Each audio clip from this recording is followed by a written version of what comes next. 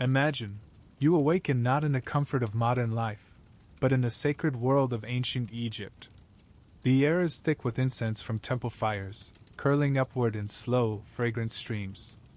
Around you, colossal statues of gods gaze down with unblinking eyes, their stone faces lit by the flicker of oil lamps. Outside, the Nile glimmers under the moon, a ribbon of silver that has carried both life and death for thousands of years. The chants of priests echo through hidden chambers, their voices rising and falling like the pulse of eternity. And in this land, myth is not story, it is truth, carved in stone and sealed in tombs. At the center of it all lies a tale of love and betrayal, of death and resurrection, of a god who was torn apart, and yet became eternal. The legend of Osiris. The incense swirls thicker now, as though it knows you are watching. The temple shadows lean closer, heavy with the weight of ages. You hear the rustle of linen, the measured steps of priests moving through colonnades where hieroglyphs bloom like eternal flowers on the walls. The flicker of torchlight paints their faces gold and crimson, half human, half divine. And as you listen, you realize something. This is not a story meant for casual amusement, not a tale whispered by chance. This is a legend that survived millennia, carried like a sacred flame through countless generations, guarding truths that are as much about you as they are about the gods. For the Egyptians, myth was not fantasy. It was architecture. It was the scaffolding of the world itself. To them, every sunrise was a drama, every flood of the Nile a sacred sign, every tomb a doorway that led beyond. Myth was how they breathed meaning into the cycles of life and death. And at the center of this tapestry lies Osiris, the god who died, who was torn apart, and who rose again, not as he once was, but as something eternal. Pause for a moment. Imagine yourself standing at the edge of the Nile at dusk. The river swells with the silt of faraway lands, carrying fertility to the parched earth. Without it, the land is only desert, empty, lifeless, silent. With it, the valley blossoms into a miracle of green. Farmers plant their barley and emmer wheat, scribes dip their pens into ink to record the harvest, and children splash in the shallows, laughing as papyrus boats drift by. It is life itself, flowing endlessly, giving endlessly. But it is also dangerous, unpredictable. A single year of failure, too much or too little water, could mean starvation. So when Egyptians looked at the Nile, they did not see only water. They saw Osiris. His body was the river, his gift was the grain, his sacrifice the reason life continued. That is why this myth mattered. It was not merely a tragic story of betrayal between brothers, not simply the devotion of a wife to her fallen husband. It was a cosmic drama. Osiris was not only a king but a principle, the principle of order against chaos, of renewal against decay. When he was struck down, it was not just a family feud. It was the shattering of the very pattern that made existence possible. And when he returned, resurrected through the devotion of Isis, his story promised that every cycle of death would be followed by rebirth. The Egyptians lived in a world that could not be separated from death. Look around, the tombs carved into cliffs, the mummified falcons wrapped in linen, the endless prayers scratched into stone. For them, the boundary between living and dead was thin as papyrus. They did not turn from death in fear. They embraced it, studied it, prepared for it. But they needed hope too, hope that death was not final. Osiris gave them that hope. Imagine now the festival of Khoiak, the great ceremony of Osiris. In villages along the Nile, people molded tiny figures of Osiris from mud mixed with barley seeds. They buried these in the earth, watering them until green shoots sprouted from the soil. To the modern eye, this might seem like simple ritual, but to the Egyptian, it was profound magic. The green sprouting from the clay was Osiris himself, returning to life, reborn as the crops that would feed the people for another year. Every loaf of bread, every jug of beer, was his body transformed. When they ate Osiris. When they lived through him. And yet, the story is not soft. It is not simply a tale of life. It begins in envy, in blood, in betrayal. Osiris, wise king, was slain by his brother Set, the god of storms, deserts, and disorder. This was not merely jealousy. It was chaos itself rising against harmony. In that moment, the world trembled. The Nile seemed to falter, the crops shriveled, the harmony of the kingdom cracked like a jar struck too hard. But what makes the myth eternal is not the cruelty of Set. It is the devotion of Isis. She refused to yield to despair. She walked the earth, searching for the body of her husband, piecing him back together, restoring what had been shattered. Out of loss, she created hope. Out of grief, she forged renewal. Perhaps that is why the Egyptians clung to this story with such ferocity. Because it spoke to them not only of gods but of their own lives. Every family knew grief. Every mother knew loss. Every farmer had seen crops fail. Every fisherman had watched the river run too high or too low. And yet, in the myth of Osiris, they saw a promise that what is broken can be made whole again, that death itself can be overcome by love and devotion. Walk with me now into the shadow of a tomb, where the walls are painted with scenes of Osiris. You see him in white linen, green-skinned, seated upon a throne with the crook and flail crossed upon his chest. He is calm, eternal, unshaken. Before him, a human soul stands trembling as the heart is weighed against the feather of Ma'at, the principle of truth. If the heart is heavy with sin, it is devoured. If it is light, the soul may walk into the fields of eternity. Osiris is not merely a god of grain, not merely a victim of betrayal. He is the judge of all mankind, the embodiment of justice beyond the grave. His myth was not only the story of his death. It was the blueprint of what would happen to every Egyptian after theirs. Do you see now how vast this story is?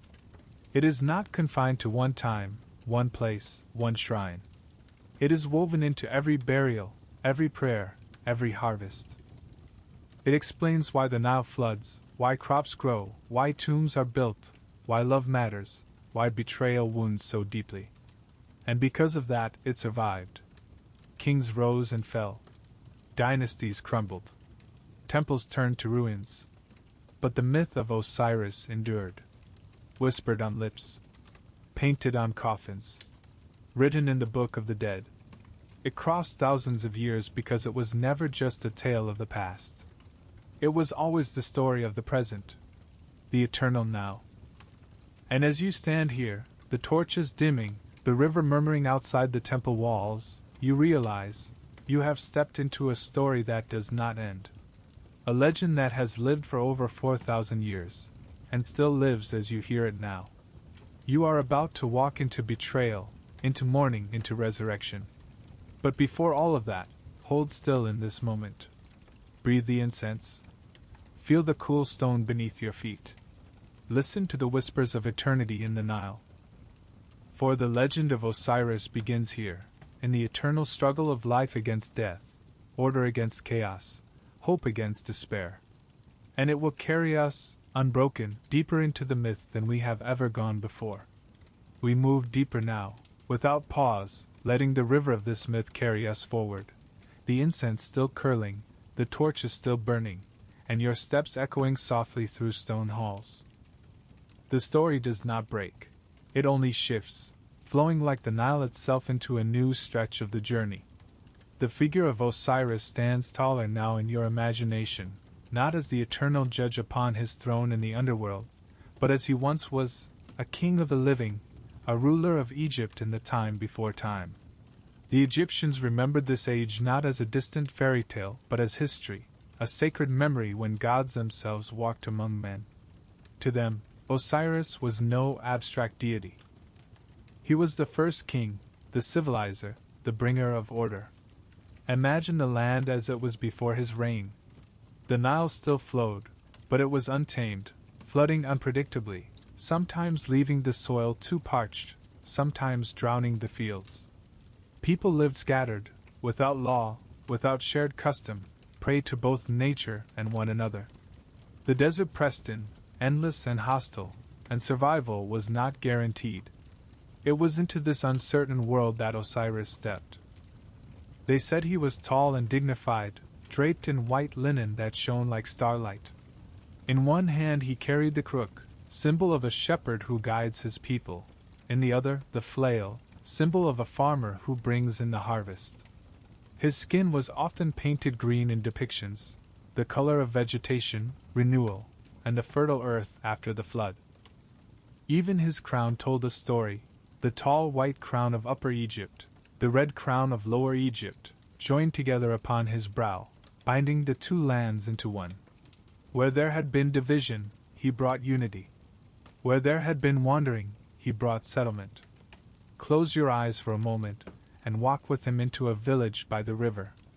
You see men bent over crude plots of grain, their tools little more than sticks. The harvest is meager, uncertain. Osiris shows them how to cut channels from the Nile, how to flood the fields in measure rather than by chance. He teaches them to plant in rows, to store grain against the lean season, to brew beer from barley, to bake bread that sustains more than one family at a time. These are not small changes. They are the birth of civilization itself. With every furrow plowed, with every loaf baked, Egypt moves one step away from chaos and closer to Ma'at, the principle of balance, justice, harmony, truth. But Osiris was not only a farmer king. He was a giver of law. The Egyptians believed he handed down the principles by which men should live, not merely to take, but to share, not merely to fight, but to resolve disputes, to honor the gods with offerings, to honor the dead with care, to honor one another with fairness. Picture him seated beneath the shade of a palm, his people gathered around, as he speaks of justice. In this vision, law is not written on scrolls. It is spoken, remembered, woven into the rhythms of daily life. To steal from your neighbor's harvest is not only theft, it is an insult to Osiris himself, a rejection of the order he embodies. It is easy to see why the Egyptians loved him, why they told and retold the stories of his reign. He was not a distant war god demanding conquest, nor a capricious trickster. He was the god who walked as a king, who lived among them as the very image of what a ruler should be, wise, patient, just, generous. He did not demand fear. He inspired loyalty. Now imagine the festivals held in his honor during his reign. Great gatherings by the river, where oxen were sacrificed, bread was baked in vast ovens, and jars of beer foamed in the sun. Men and women sang hymns to him, not in hushed tones of dread but in voices full of joy. Dancers swayed in linen garments, their hair braided with lotus flowers. Priests carried statues of Osiris through the streets, their faces solemn but their steps measured like a heartbeat. Everywhere, the scent of frankincense and myrrh drifted in the air, mingling with the smell of roasting meat and freshly cut reeds. In those moments, the people believed they were not merely honoring a god. They were honoring their king, the one who had given them the tools to survive. And perhaps, in the quiet of night, when the feasting was done, they whispered among themselves, what would happen if such a king were ever lost? For even then, perhaps, there lingered the shadow of his brother Set, the force of disorder that resented harmony. But that part of the story waits for us just beyond the horizon. For now, linger in the memory of Osiris' rule. See how the land flourishes. Wheat fields ripple like a sea of gold. Date palms cluster along irrigation channels.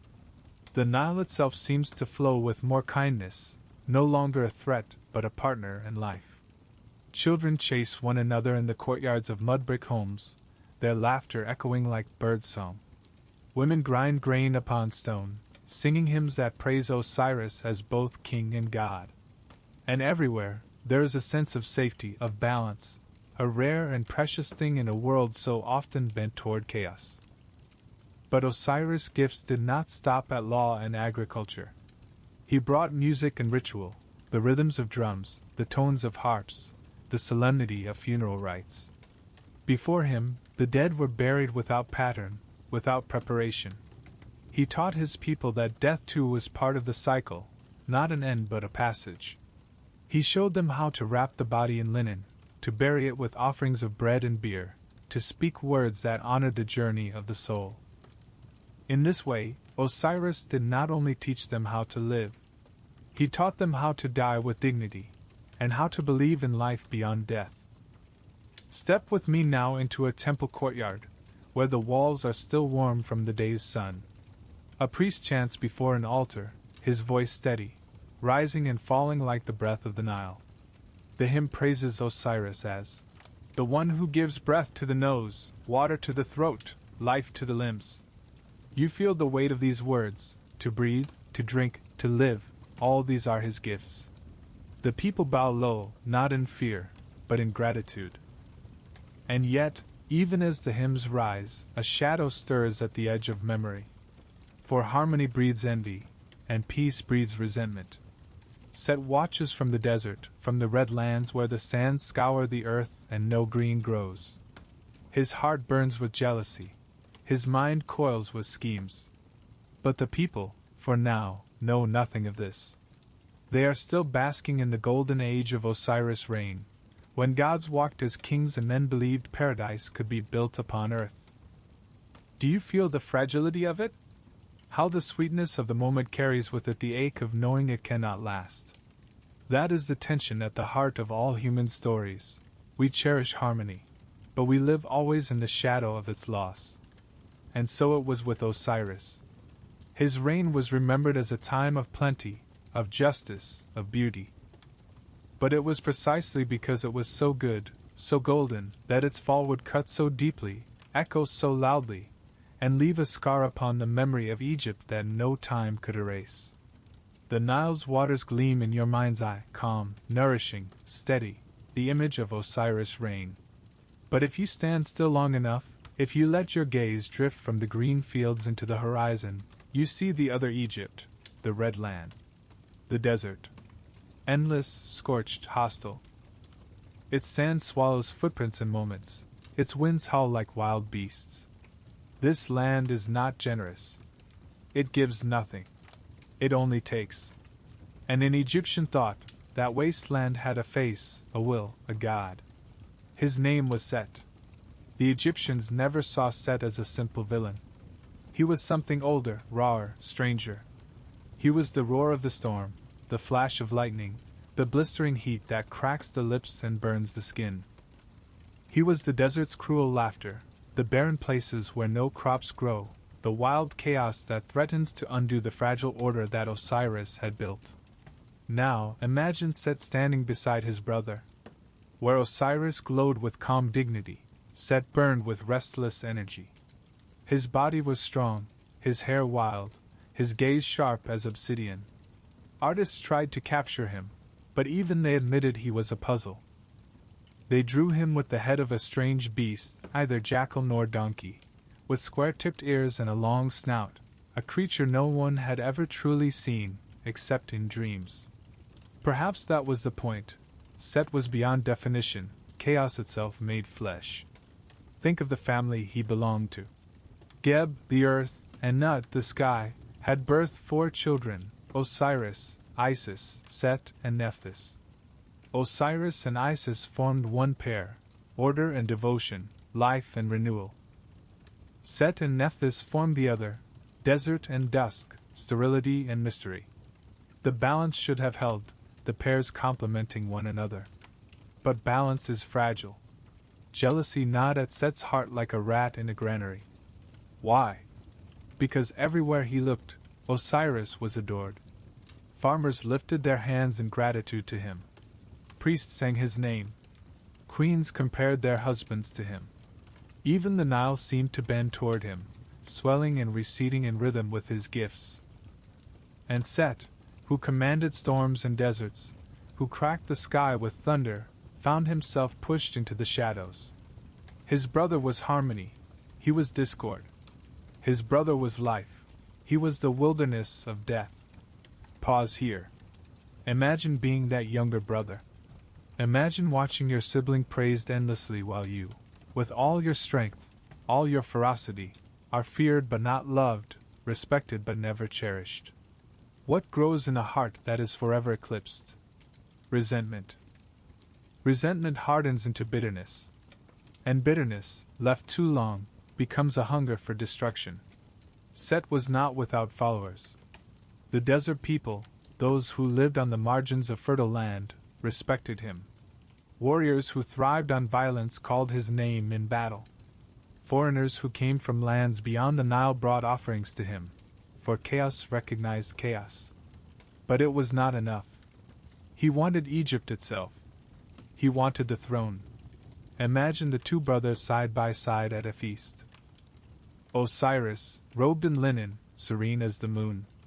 Set with fire in his eyes, his laughter too sharp, his grip on the wine cup too tight.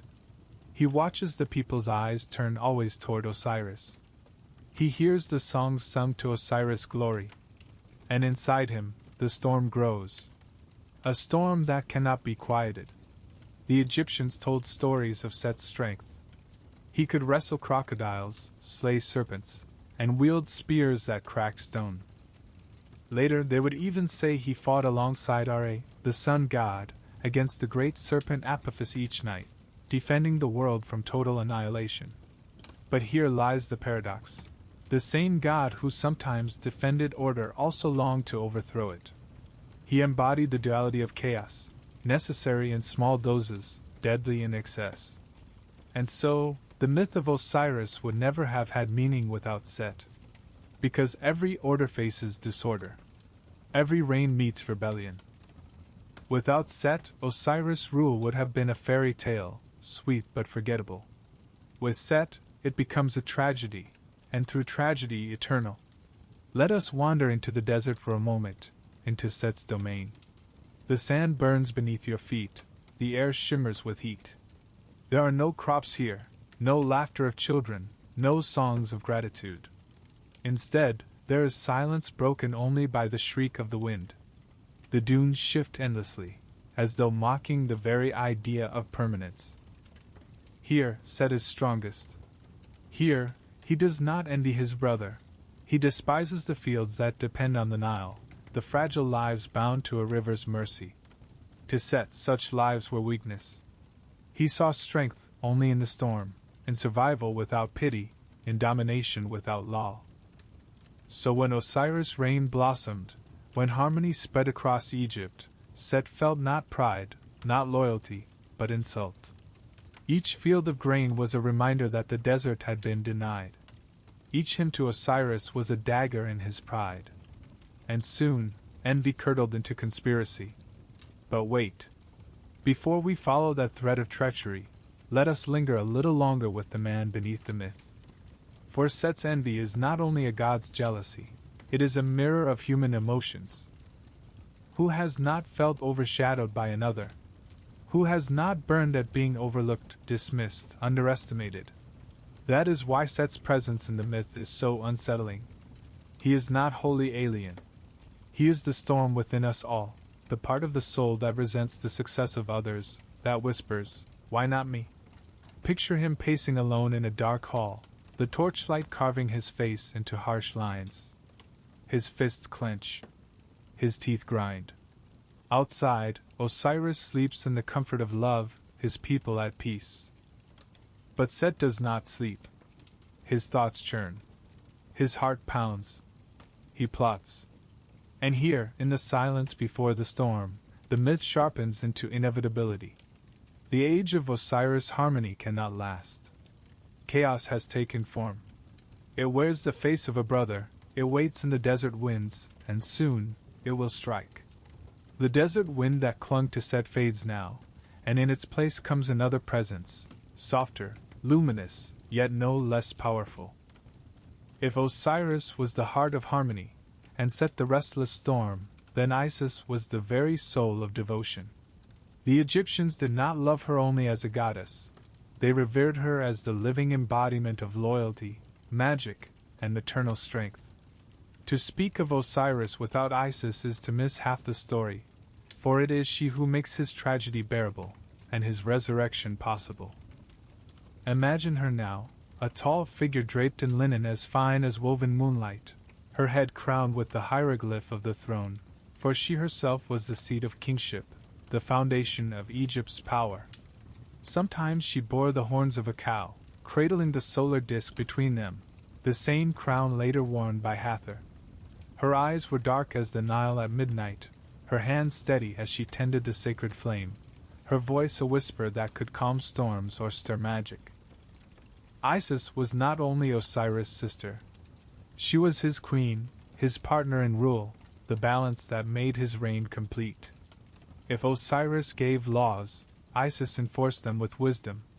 If Osiris taught agriculture, Isis taught healing and protection. She was the goddess of magic, Heka, that subtle power which bound the visible and invisible worlds together. To an Egyptian, magic was not trickery. It was the very thread of existence, the hidden law behind every heartbeat and every sunrise. And Isis was its mistress. Pause for a moment and think about that. In a world where death was everywhere, sickness, accidents, sudden floods, magic was not luxury, it was survival. Mothers whispered charms over their children at night.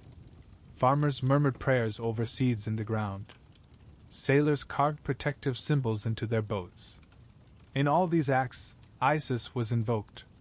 She was the protector of families, the guardian of the vulnerable, the one whose spells could coax safety out of danger. Now imagine her beside Osiris during his golden reign.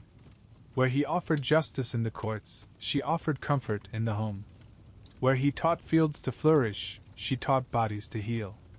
Together, they were not only king and queen but archetypes of the perfect union, love that was political, spiritual, and personal all at once. But love, in Egyptian thought, was never only soft. It was fierce. It was enduring. And when betrayal came, it was Isis who proved stronger than death itself. Picture the moment when Osiris falls into Set's trap. Though we have not yet reached the coffin, the betrayal is already on the horizon. What matters now is how Isis responds. She does not collapse into grief. She does not curse the gods. She acts. Her love is not passive. It is a force that moves across deserts and rivers, across boundaries between life and death. She becomes the seeker, the wanderer, the one who refuses to let the body of her beloved vanish into silence. But before we step into that grief, let us linger with her gifts. For Isis was also the goddess who taught humankind the arts of weaving and medicine. Imagine her hands guiding the spindle, thread twisting into fabric fine enough to dress kings. Imagine her mixing herbs, roots, and oils, whispering words that turn plants into remedies, sickness into healing. Women called on her during childbirth, their cries softened by prayers to the goddess who herself would become mother to Horus, the avenger child. Soldiers carved her image into amulets before battle, certain her protection would shield them. Even pharaohs, crowned with double crowns, claimed legitimacy through Isis, for she was the throne itself. It is easy to see why Egyptians clung to her so fiercely. They carved her name on temples, painted her on tomb walls, wore her likeness as charms. She was not distant. She was intimate. She was the goddess who listened, who cared, who acted. And above all, she was the wife who refused to surrender her husband to the abyss. Think of devotion in your own terms. Imagine waiting at a bedside through the night, refusing to sleep while the one you love suffers. Imagine walking through danger, refusing to retreat until you've brought them home. That is the spirit of Isis. She was divine, yes, but her love was human enough that every Egyptian saw themselves in her. They knew loss. They knew devotion. They knew the stubbornness of refusing to let go. And that is why, when Osiris fell, the story did not end. Set could seal the coffin. He could hurl it into the Nile. But Isis would follow. Her love was a current stronger than the river, a magic older than betrayal. Even later, long after Egypt's golden age had passed, when Greek and Roman writers retold these myths, they could not ignore Isis. They called her the universal goddess, the mother of all things. Her cult spread across the Mediterranean, from Alexandria to Rome, her image carried in processions, her hymns sung in faraway tongues. To sailors she became protector of ships, to mothers, protector of children. And always, always, she was remembered as the wife who brought back Osiris from death's silence. Step closer with me now. Picture a statue of Isis holding the infant Horus on her lap, nursing him with serene grace. Does it look familiar? It should. When Christianity later rose in Egypt, the image of the Virgin Mary with the Christ child bore striking resemblance. Devotion does not vanish, it transforms. The love of Isis, immortal in Egyptian hearts, reshaped itself into new forms, proving again and again that stories of devotion outlive empires. But we are not yet at Horus. We are still in the presence of Isis as wife, as queen, as the one whose love will soon be tested. For the Egyptians, the true magic of Isis was not the ability to summon winds or turn day into night. It was her refusal to surrender to despair. That was her greatest spell, the will to act, to seek, to heal, even when all seemed lost. And so, as Osiris' reign flourished and Set's envy sharpened, Isis stood like the anchor in a storm. Her love was not naive. She surely sensed the shadows gathering.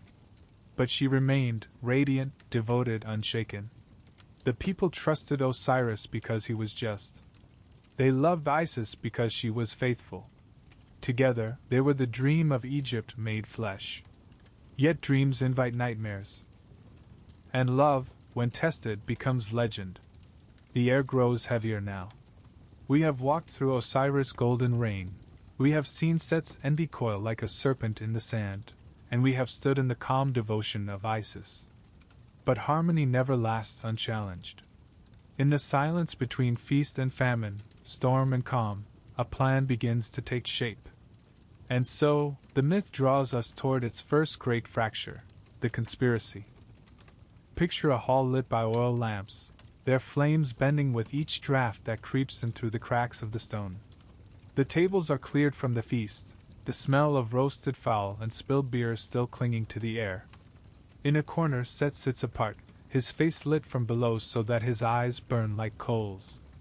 Around him gather allies, men and gods who thrive in shadows, who resent Osiris' gentle rule, who see justice as weakness. Their voices are low, their words careful, but the air vibrates with hunger for treachery. Set's plan is simple in design, but cruel in brilliance. He will not strike his brother down with sword or spear. Such violence would be too obvious, too clumsy. No, Set is cunning. He will use a coffin. At first glance, it seems absurd. A coffin is the symbol of death already, a resting place for the departed. But that is precisely why the plan chills the heart. Set will trap Osiris in the symbol of his own end, mock him with the inevitability of death, and cast him away not with battle, but with trickery. It is a murder staged as spectacle. So, Set commissions the chest. Imagine the artisans he chooses, men who work under torchlight, chiseling cedar and acacia, inlaid with gold, polished until it gleams like the Nile at sunrise. The chest is no crude box. It is a masterpiece, beautiful enough to draw Osiris' admiration. And yet it is cursed, designed for one body only, Osiris' own. Every curve, every measure, is tailored to fit him perfectly. Not an inch too long, not a finger's width too short. You can almost hear Set's voice as he runs his hand along its rim. Who would not long to lie in such a treasure? Who would not step willingly inside? Now imagine the feast. Torches flare, musicians play, wine flows like the flood. Guests laugh, their voices rising high against the pillars. Osiris, beloved king, sits among them, calm, radiant, unaware of the storm that circles him. Isis may sense unease, the way one does when the air grows too still before a thunderclap, but she cannot yet see the trap. Set rises. His laughter is broad, his gestures extravagant. He calls for attention. Look, he says, and the chest is brought forward, gleaming in the lamplight. Gasps ripple through the crowd. It is magnificent, fit for a god, fit for a king. A gift, Set proclaims. But not just any gift. A prize for the one whom it fits. The game is set. One by one, the guests step forward, laughing as they lower themselves into the chest. Each lies down, stretching arms and legs. Too short. Too tall. Too wide. Too narrow. The chest rejects them all. And each time, Set shakes his head with mock regret, the laughter growing as the game continues. Then comes Osiris. Beloved Osiris, curious, unassuming, perhaps even amused. Why should he not try? He has nothing to fear, or so he believes. He steps forward, smiling faintly, lowering himself into the chest. And as he does, the hall seems to grow quiet, as if the walls themselves are holding their breath. Perfect. It fits him perfectly. And in that instant, Set gives the signal. His conspirators spring forward. The lid slams shut. Molten lead seals the edges, burning, fusing, suffocating. The laughter vanishes. In its place comes the pounding of fists, the muffled cries of Osiris within. For a heartbeat, perhaps, the people are frozen, horrified. But Set does not hesitate. With a roar, he orders the chest carried away, lifted above the crowd, and hurled into the dark waters of the Nile. The coffin floats for a moment, gleaming under the moon, and then the current takes it. The river swallows it whole, carrying the body of the god away, away into darkness. This is not just fratricide. It is desecration. Osiris, the god of life, trapped in a coffin, his breath stolen, his voice silenced, his body surrendered to the river that once symbolized him.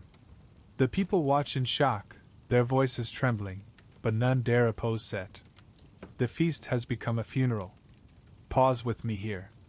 Imagine standing at the riverbank, watching the chest drift away.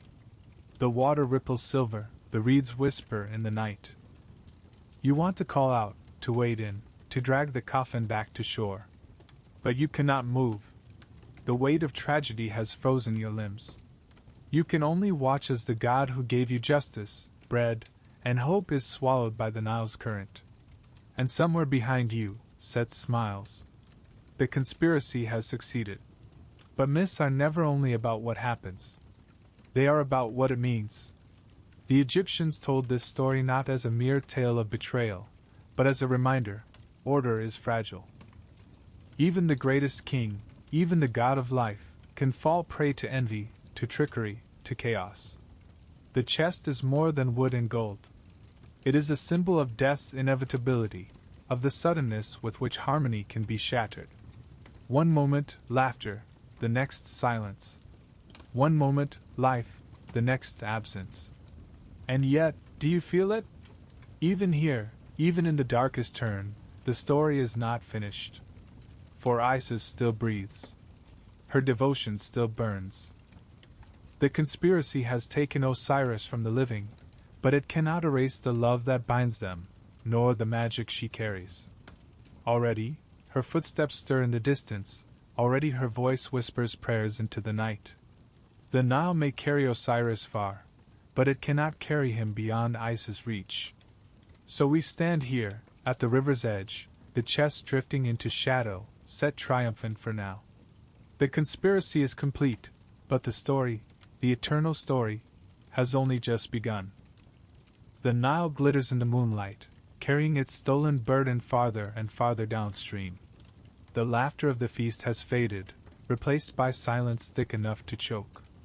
The chest drifts sealed, heavy with lead and fate. And though Set has already turned away, satisfied with his triumph, the moment of betrayal still hangs in the air.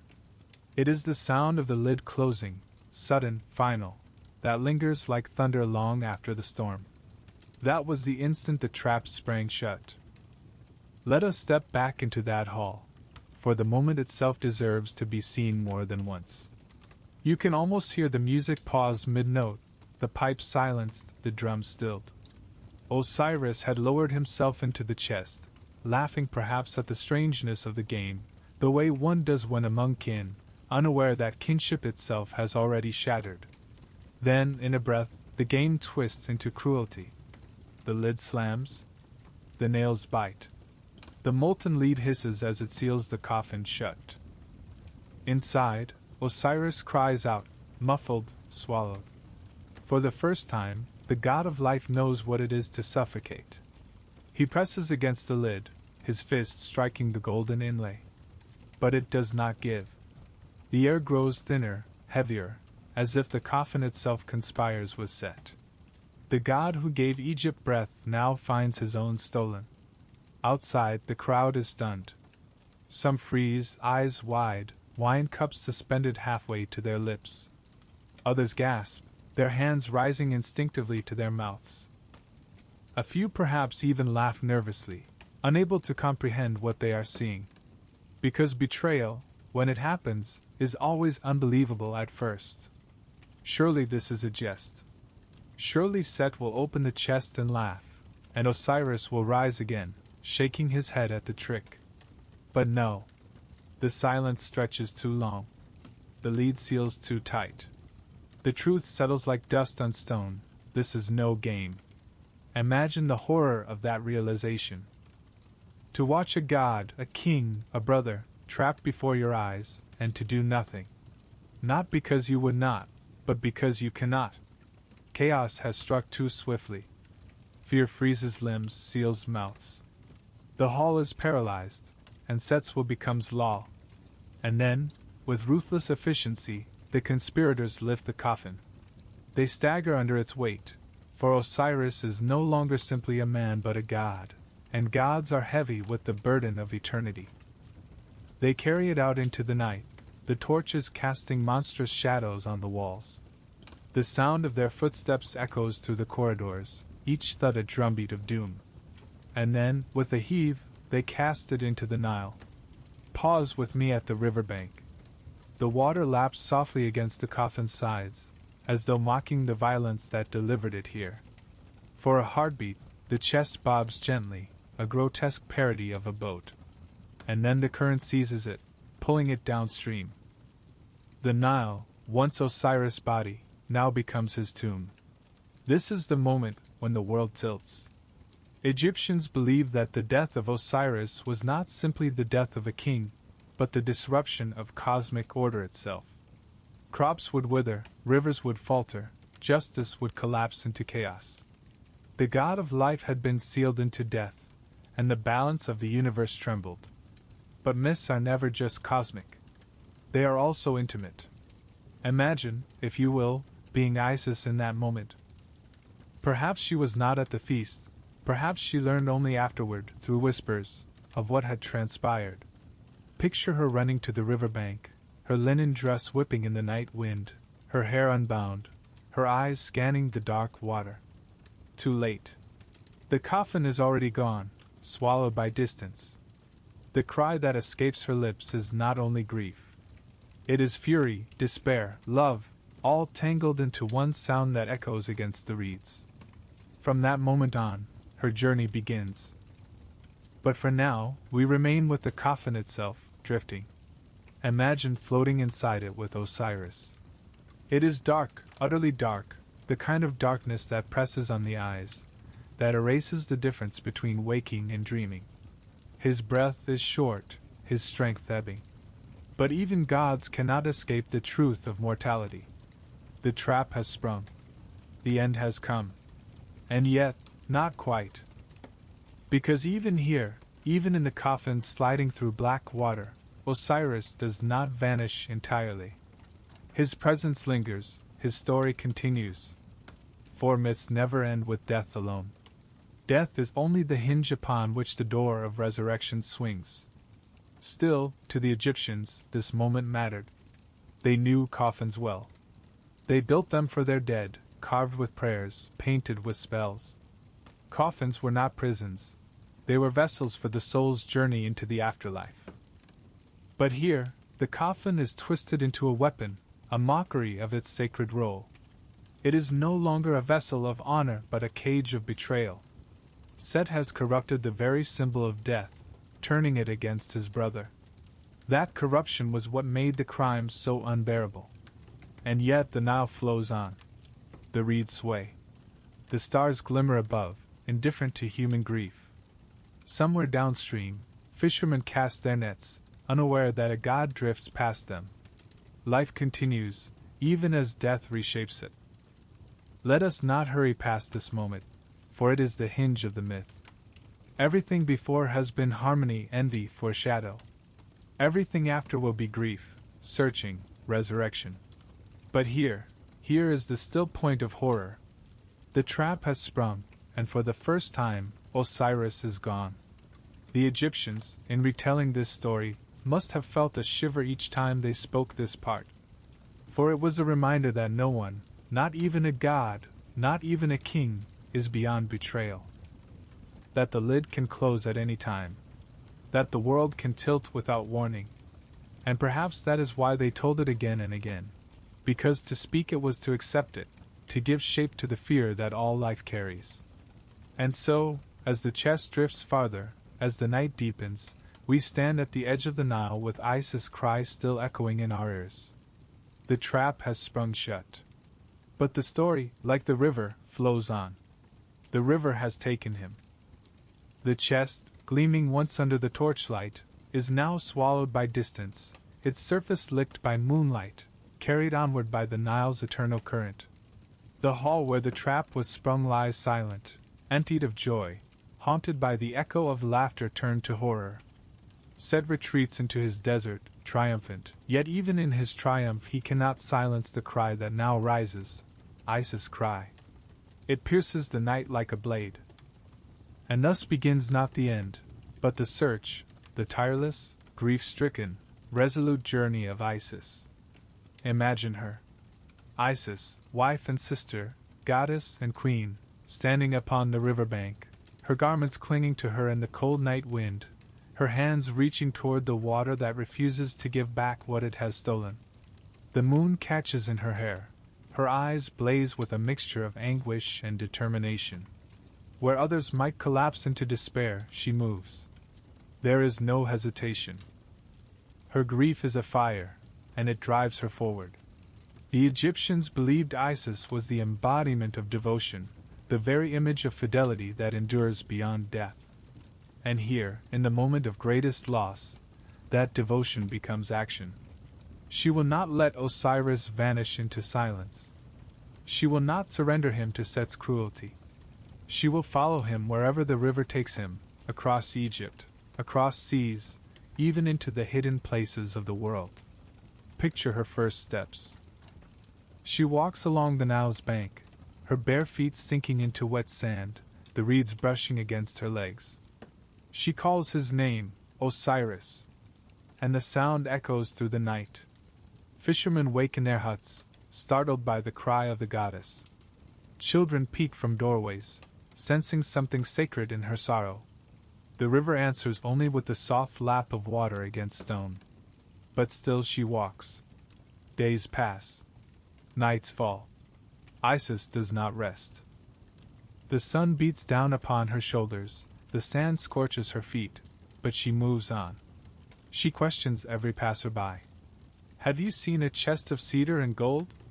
Have you seen my husband? Some shake their heads in pity. Some avert their eyes. But a few whisper that they saw it, drifting downstream, carried toward the sea. And so, Isis follows, farther and farther from home. Across fields where farmers bow in silent reverence as she passes, through villages where women weep at the sight of her grief. She is not only a queen in this journey. She is every wife, every mother, every soul who has ever searched for a lost beloved. That is why her story mattered to the Egyptians. They knew the ache of loss, the long nights of searching, the stubborn refusal to let go. In Isis, their own devotion found divine form. At last, the Nile delivers the coffin to the sea, and the sea carries it farther still. Some tell that it lodged at Byblos, a city on the coast of Phoenicia, where it became trapped among the roots of a great tamarisk tree. The tree, growing swiftly, enfolded the chest in its trunk, hiding it in its heartwood, as though nature itself sought to preserve what Set had tried to destroy. Here, the myth takes on a quiet strangeness. Imagine Isis arriving at Byblos, weary from travel, disguised in humble clothing. She enters the city not as a goddess radiant in power, but as a nursemaid, veiling her divinity, her grief hidden beneath the calm of duty.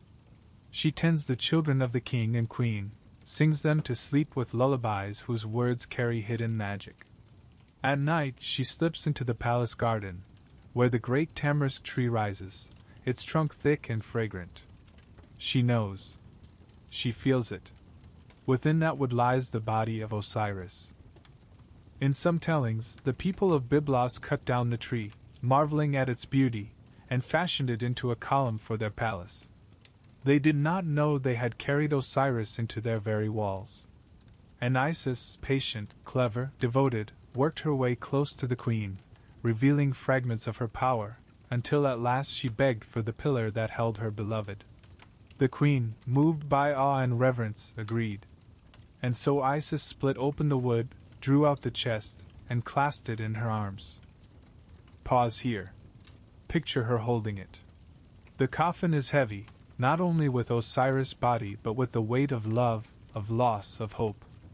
She kneels beside it, pressing her cheek to its surface, whispering words that are not meant for us to hear, words of longing, words of magic, words that call life back from silence. Tears fall upon the gold, and for a moment it seems to glimmer with warmth. But the story does not allow her rest. Even in her triumph Set lurks. He senses her success, senses her devotion unraveling his victory. And soon, he will strike again. But for now, Isis has found him. Against betrayal, against the river, against distance and time, she has found her beloved. This is what the Egyptians clung to, the image of Isis wandering the world, tireless, faithful, unstoppable. She became a model not just of love, but of persistence. Her search was a reminder that even in the face of death, even when chaos seems victorious, devotion can move mountains, cross deserts, part seas. The story of Osiris would be unbearable without her. With her, it becomes more than tragedy. It becomes a promise. Let us linger with her, just a little longer. Imagine her sitting beside the chest through the night, the stars wheeling above her, the sea whispering nearby. She does not sleep. She lays her hands upon the coffin, chanting spells, weaving protection, binding Osiris with words stronger than iron. She knows Set will not stop. She knows the path ahead is darker still. But she does not waver. Her search is complete. Her vigil has only begun. The tamarisk tree has been split, the coffin drawn out, and Isis' hands tremble as she cradles what the world believes is lost. She has searched through deserts and across seas, worn her feet raw and her voice hoarse, but at last her devotion has borne fruit. Osiris has been found. The Nile could not hide him. Distance could not separate them. Even the silence of death could not quiet her call. And so begins the return, not yet the triumph of resurrection, not yet the judgment throne of eternity, but the fragile, aching return of a god carried back into the arms of the living. Picture Isis on the long road home. The chest is borne with her, wrapped in linen and garlands of fresh-cut lotus. She does not travel alone. Nephthys, her sister, Set's own wife, comes to her side, moved by pity and loyalty. Nephthys is dust to Isis' dawn, the hidden shadow who, though bound to Set, cannot endure his cruelty. Together, the sisters move like two doves in mourning, their voices lifting in laments that stir the very air. The Egyptians had a name for this ritual, the Maneros, the song of lamentation. It was no soft weeping. It was a wail that cut through the heart, a cry that shook the heavens. Women in funerals across Egypt echoed this song, raising their voices like Isis and Nephthys, embodying the goddess' grief so that no one would pass into death without lament.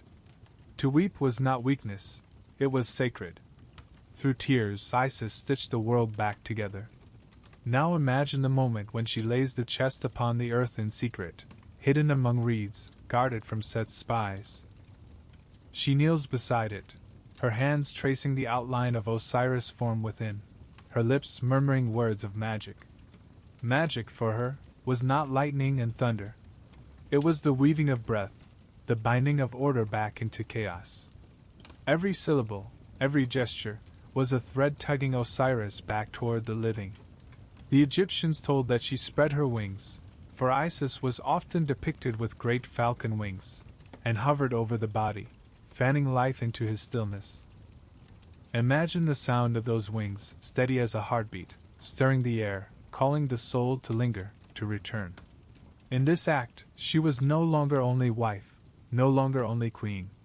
She was healer, priestess, sorceress, mother-to-be. She was the axis upon which hope turned.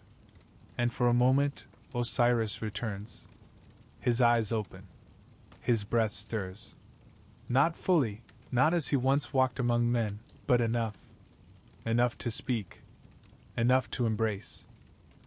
Enough to join with Isis in an act that would change eternity, the conception of Horus. Pause here, for this moment is charged with meaning. The return of Osiris is not simply resurrection. It is transition. He does not reclaim his throne among the living. He does not cast down Set in open battle. Instead, he passes the torch. Through Isis, through the child they conceive in this fleeting reunion, the future is secured. Horus will be born, the avenger, the heir. Osiris' line will not be cut off. His memory will not fade. His blood will not dry in the sand. This, too, is resurrection, not only in flesh, but in legacy. But Set is not idle.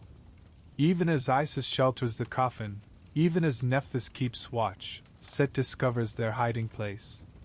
Imagine his rage when he finds the chest. Imagine the storm in his eyes, the desert wind in his breath. To see his brother once again in the arms of Isis is to feel his victory slip away. He cannot allow it.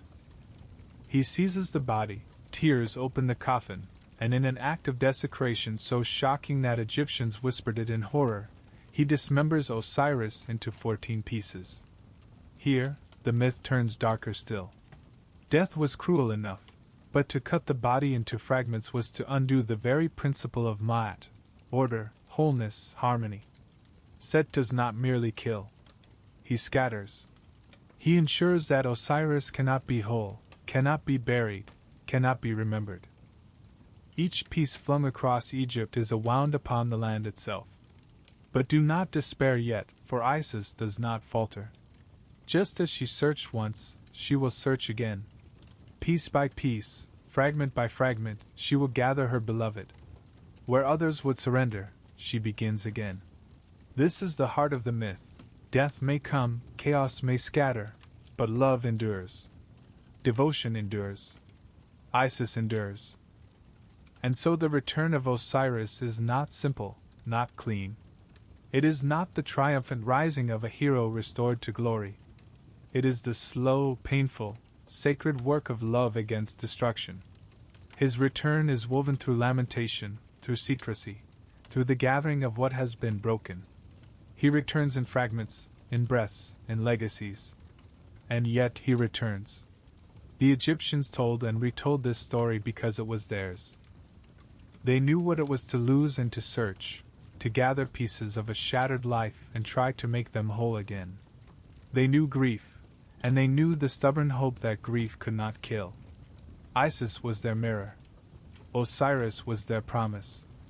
Imagine standing with her now, in the quiet of night, holding the chest once more, whispering to the broken body within, "You will not be forgotten. You will not be lost. You will return." And so he does. Not as he was, but as something more. A God who has passed through death, who has been broken and restored, who will soon reign in a realm beyond the living. But before that, there is still the long, aching task of Isis, gathering what has been scattered, fighting piece by piece against Set's cruelty. The coffin has been broken, its sanctity shattered. Set's rage has torn Osiris apart, scattering him across Egypt like seeds flung into barren soil. 14 pieces, a body undone, a god reduced to fragments. What cruelty is this? Death was not enough. Set would deny even the dignity of burial, even the peace of memory. To scatter is to erase. To scatter is to unmake. But where Set sees victory, Isis sees only another call to devotion. The search begins again, not for one body, but for many. Imagine the land of Egypt now, stretched out under the sun like a vast map of grief. The Nile winds through its valley, a green thread between deserts of endless gold.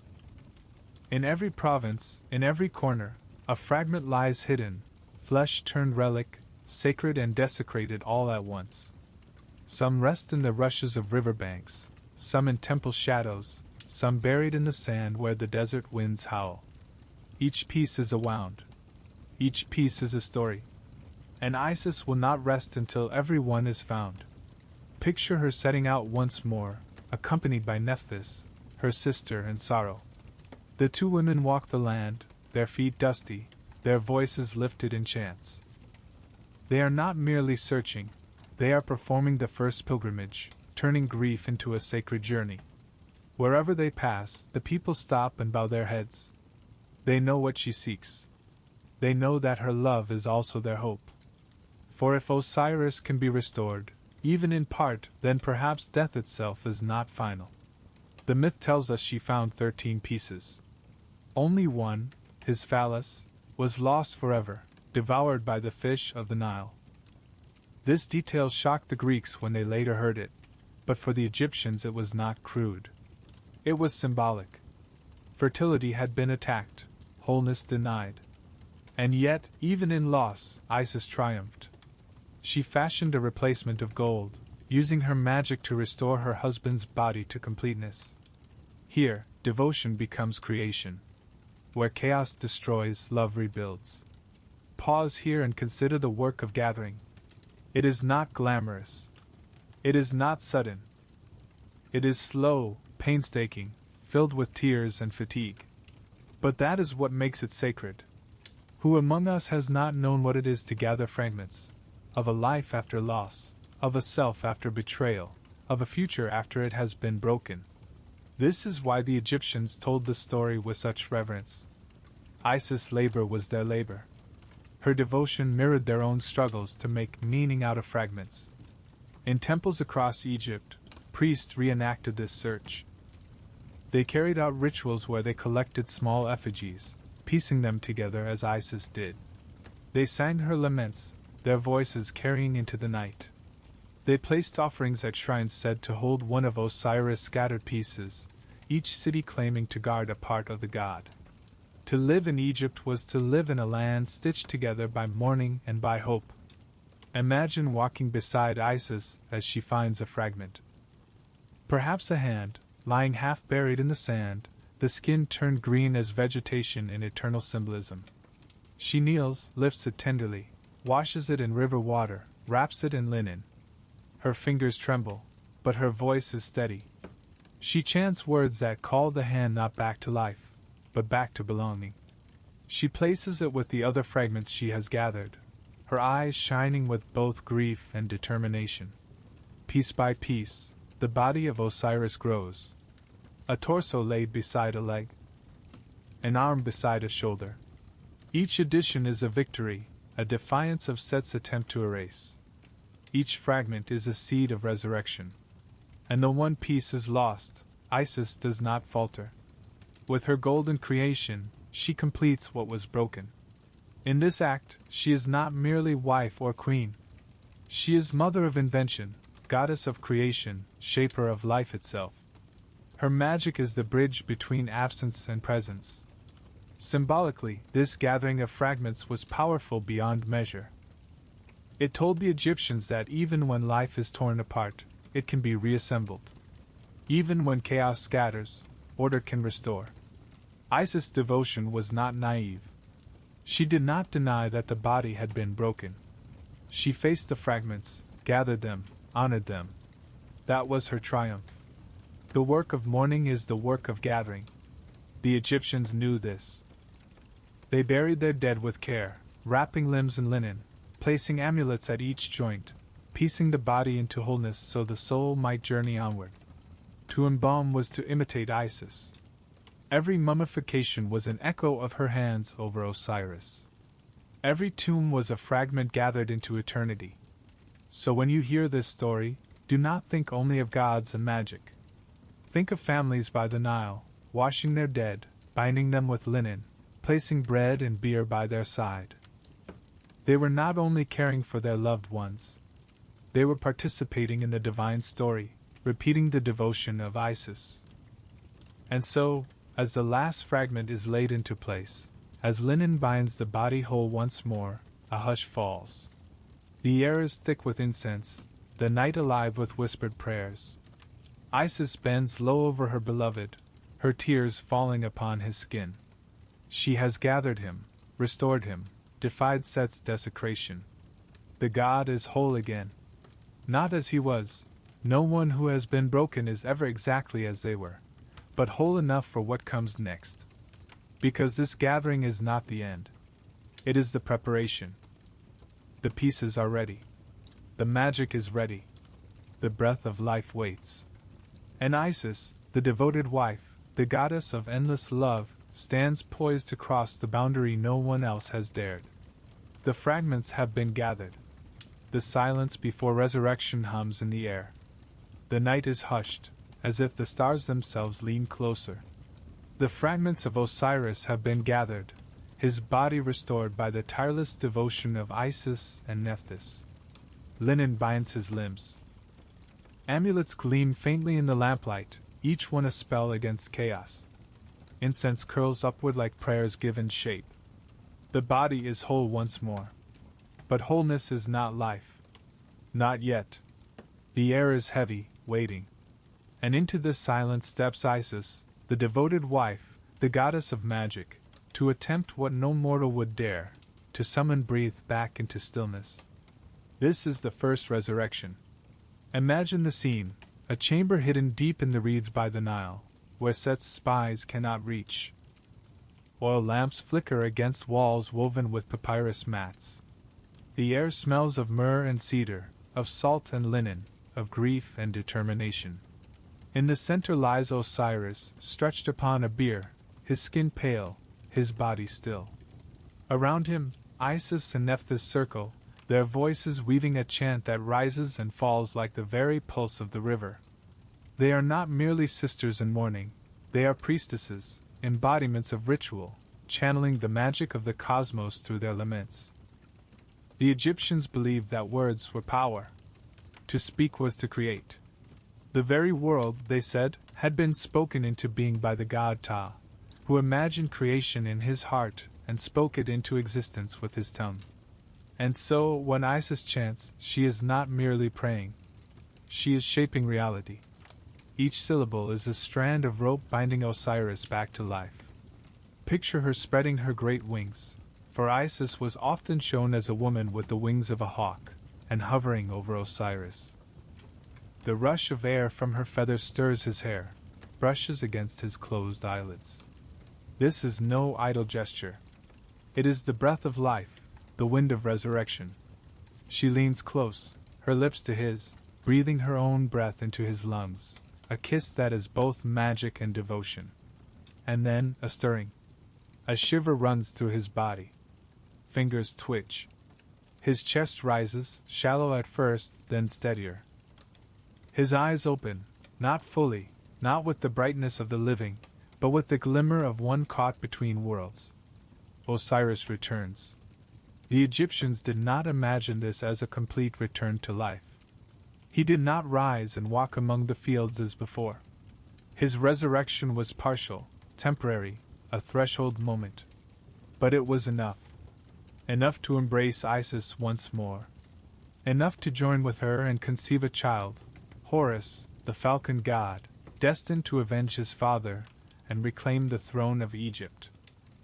This conception is central. It is not just an act of love. It is cosmic. Through Horus, Osiris' line endures. Through Horus, justice will rise again. Through Horus, balance will be restored. In that single moment of resurrection, the future is secured. Pause here, and imagine it. The flickering lamplight, the rustle of wings, the murmur of spells. Isis bends over Osiris, her face wet with tears, her voice steady with incantation. Nephthys kneels beside her, echoing the words, her own grief braided into strength. And on the bier, Osiris breathes. It is not triumph. It is not the erasure of death. It is something stranger, something deeper. The coexistence of death and life, the proof that love can pierce the veil and draw a breath where there was silence. The Egyptians saw in this moment the promise of their own afterlives. Just as Isis restored Osiris, so too would the rituals of embalming and the chants of priests restore the dead for their journey. Every mummification was an echo of this resurrection. Every tomb painted with spells was a shadow of Isis' magic.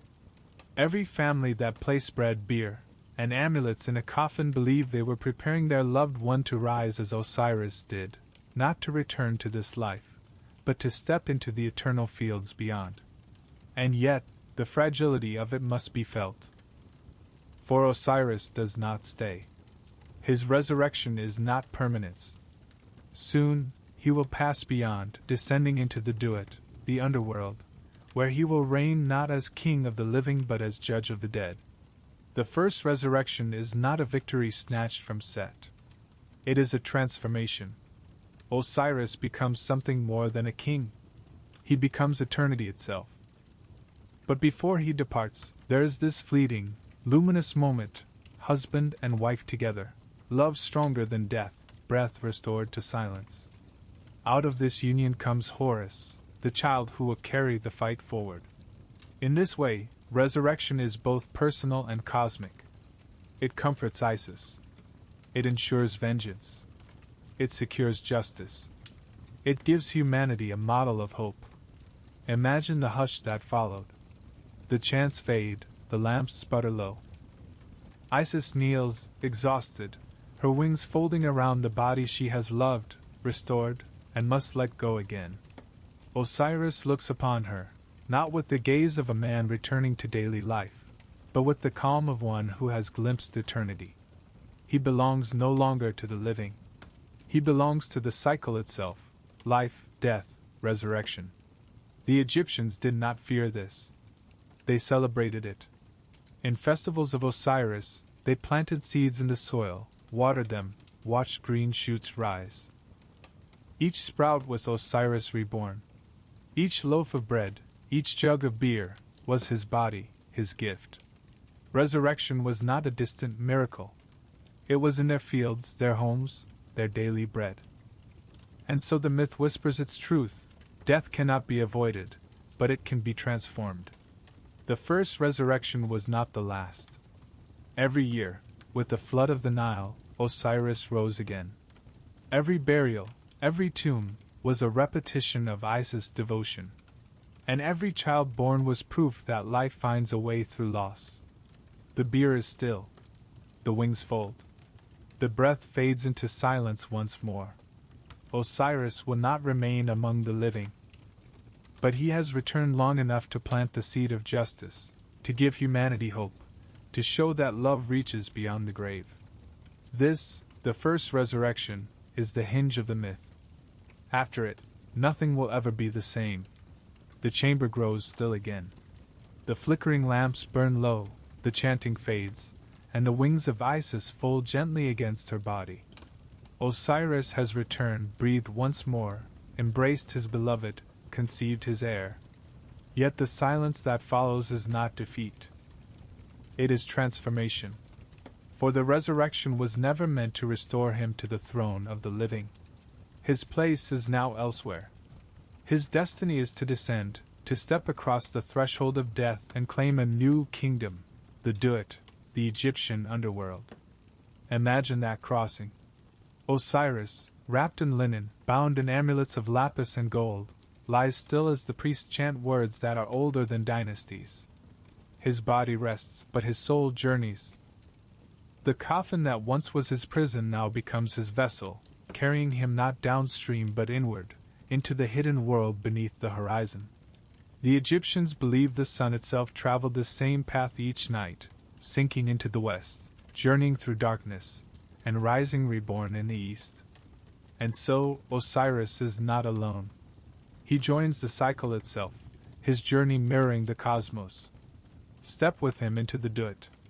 The air here is heavy, neither warm nor cold, but thick with presence. The ground is shadow, the rivers black, the mountains jagged outlines against the starless sky. Serpents coil, fire hisses, gates rise one after another, each guarded by beings with heads of lions, crocodiles, hawks. The soul must pass through trials, recite spells, prove its worth. Without knowledge, without magic, it would falter. But Osiris is no ordinary soul. He is the god who died, the king who has passed through betrayal and grief. He enters not as a supplicant, but as a sovereign in waiting. Here, the myth expands into ritual. For the Egyptians, Osiris' descent was not a private event. It was the template of every death. When a farmer died, when a child was buried, when even a pharaoh passed, their souls were imagined walking the same path, facing the same gates. The Book of the Dead, filled with spells and instructions, was a map of Osiris' journey, given to the dead so they might follow in his footsteps. To die was to become Osiris. To live well was to hope to share his fate. Picture now the Hall of Ma'at, the great chamber where judgment is passed. The walls shimmer with light though no torches burn. In the center stands a vast scale, its arms balanced with perfect stillness. On one side lies the feather of Ma'at, symbol of truth, light as breath, weightless as justice itself. On the other side, the heart of the deceased is placed. Not the physical organ, but the essence, every act, every thought, every burden of guilt or purity. If the heart is heavy with sin, the scale tips, and a monstrous beast named Ammit, part lion, part hippopotamus, part crocodile, devours it whole. The soul ceases to exist. But if the heart is light, lighter than the feather, then the soul is welcomed into the eternal fields, to live in peace forever. And who presides over this judgment? Osiris. No longer the wandering king of the Nile, no longer the slain brother, no longer even the broken fragments gathered in love. Here, he sits enthroned, green-skinned as the fertile earth, crowned with the white Atef crown flanked by ostrich feathers, the crook and flail crossed upon his chest. His gaze is steady, serene, eternal. Around him sit 42 assessors, gods of every principle and law, but it is Osiris at the center. He is the judge of all, the ruler of eternity. Imagine the awe of the Egyptians who painted this scene on their tomb walls.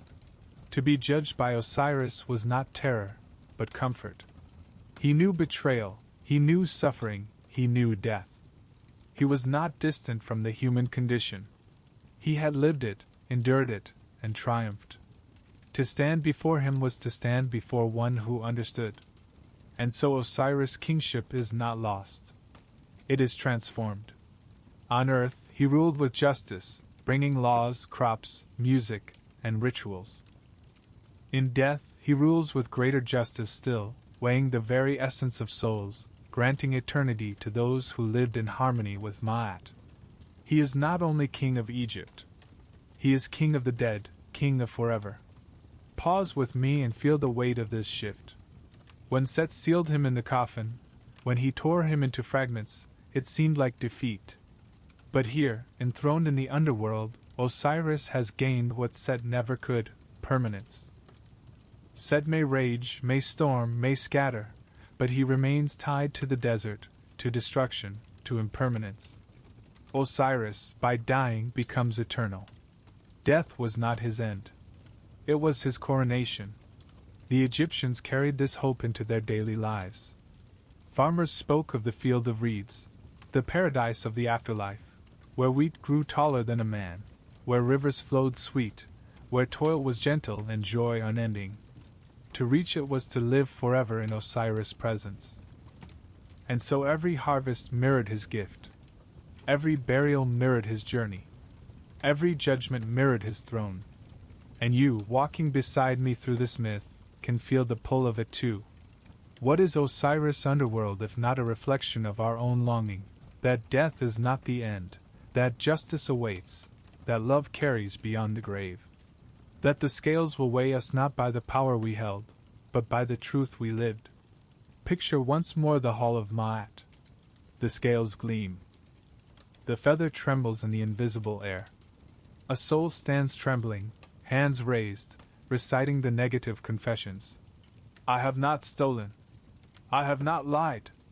I have not killed unjustly. I have not polluted the river. I have not betrayed my kin. 42 times the soul declares innocence. 42 times the gods listen. And when the last word falls silent, Osiris' gaze rests upon the heart. If it is light, if it balances, then a smile, faint and serene, touches his lips. He lifts his hand in blessing, and the soul walks free into eternity. This is Osiris now, not only a god of grain and Nile, not only a king slain by envy. He is the axis upon which the fate of every soul turns. His underworld is not a place of torment for the many, but a place of hope for the faithful. Death is not a void. Death is a passage. And Osiris waits on the other side, patient, eternal, serene. The throne of Egypt sits empty in the world of the living. Osiris reigns now in the underworld, eternal and serene, but the red land of Set still presses against the green valley. The desert winds still howl. The memory of betrayal still festers like a wound. And yet, hope has not been extinguished. From the fleeting union of Isis and Osiris, born out of magic and devotion, comes a child. A son. A falcon. His name is Horus, and in him the story of vengeance, justice, and renewal takes flight. Imagine Isis in hiding. She knows Set's rage, knows he would strike again if he discovered her child. So she retreats into the marshes of the Nile Delta, the papyrus thickets thick around her, the waters humming with frogs and birds. There, in secret, she gives birth. The reeds sway like guardians, the lotus blooms like blessings, and the air itself seems hushed with anticipation. The cries of the newborn Horus echo across the marsh, mingling with the rustle of wings above. Horus is fragile at first. He is not born a warrior. He is an infant, vulnerable, his small body wrapped in linen, his mother's milk his only nourishment. But Isis protects him with a devotion that is both human and divine. She hides him from Set's spies, weaves spells around his cradle, calls upon scorpions and serpents to guard him. She whispers prayers over him at night, words drawn from the deepest well of magic, binding his life against the chaos that seeks to end it. The Egyptians told many stories of Horus as a child. Some said he was bitten by scorpions, stung by snakes, struck by sickness. But each time, Isis' magic revived him. Each time, her love pulled him back. To the people, these tales were more than myth. They were charms. Mothers recited them over their own children, believing that just as Isis saved Horus, so too would she save their little ones from fever, bite, or misfortune. Horus' childhood was a story they lived every day, a divine mirror of their own struggles to protect the young against the dangers of the world. And as he grew, Horus became more than a child of sorrow. He was a falcon, sharp-eyed, swift, fierce. His head lifted toward the sky, his wings spread wide. The Egyptians looked to the heavens and saw him in the form of the falcon, his wings beating above the land, his gaze the piercing sun itself. He was not only heir to Osiris. He was the living sky, the embodiment of kingship, the eternal protector of Egypt. Picture him now, no longer a child but a young god, standing at the edge of the desert. His body gleams with youth, his eyes burn with the fire of his father's legacy. In one hand he holds the spear, in the other the ankh of life. Behind him, Isis watches, her face calm but her heart heavy. She has raised him for this.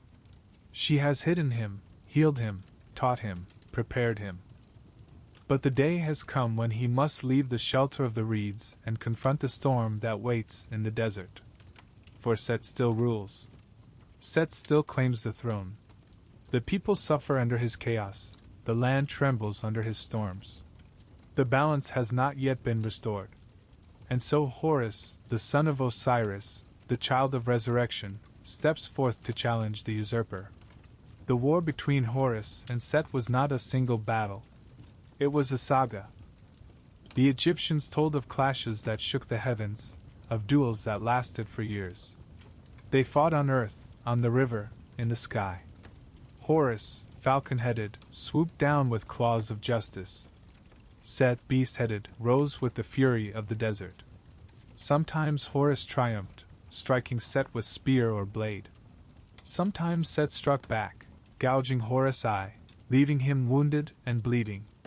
This wound, the eye of Horus, became one of the most powerful symbols in all of Egyptian belief.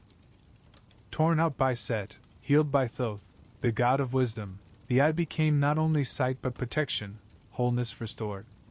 Egyptians wore it as amulets, painted it on coffins, carved it into stone. To carry the eye was to carry healing, to believe that even what has been broken can be made whole again. The battles raged, not only with weapons but with trials of cunning. In some tales, the gods themselves convened to judge between Horus and Set. They argued, schemed, debated, their counsel stretching for decades. At times, even Isis intervened, pleading for her son, outwitting Set with her cleverness. The war was not only strength against strength, but order against chaos, patience against fury, wisdom against brutality. And through it all, Horus endured. He bore wounds, he bore trials, but he never faltered.